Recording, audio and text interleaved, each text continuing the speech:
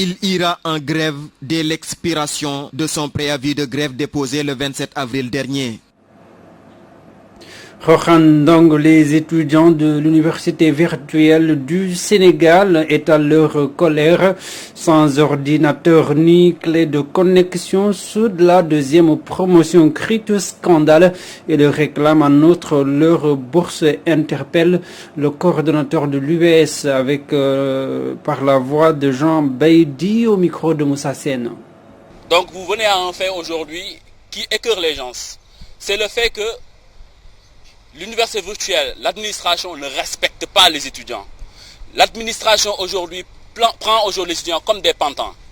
Non seulement ils nous ont pris depuis le début comme des animaux, comme des cobayes, des animaux de laboratoire, mais pire que ça aujourd'hui, ils ne nous respectent pas et ils créent la zizanie entre nous.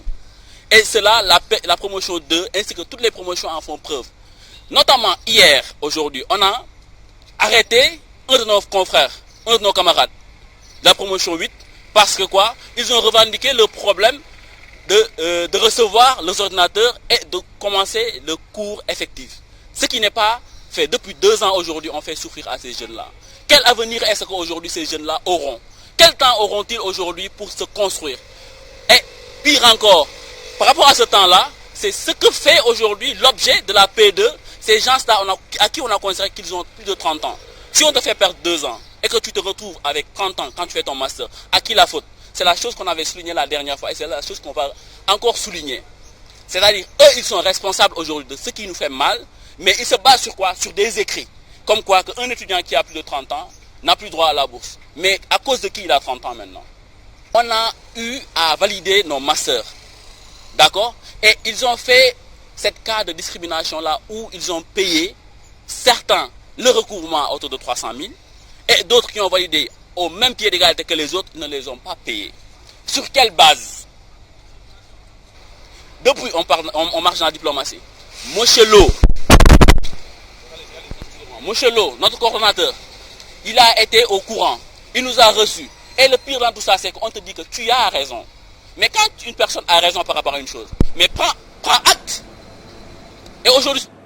Et puis les artisans lancent un cri de détresse depuis Soumbédioune.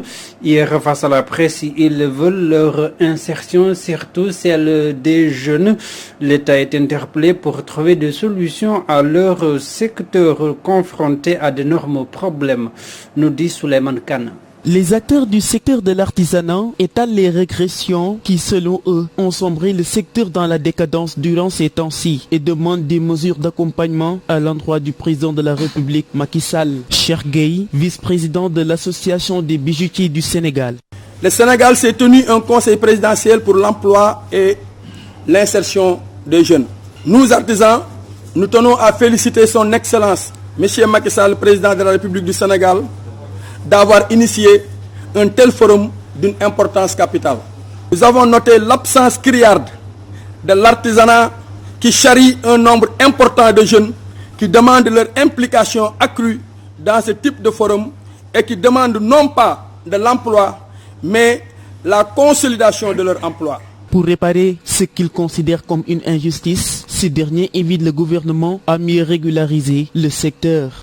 Ainsi, nous invitons le gouvernement du Sénégal à favoriser le secteur artisanal qui peut régler à 75% le problème de l'emploi au Sénégal. Nous sollicitons le renforcement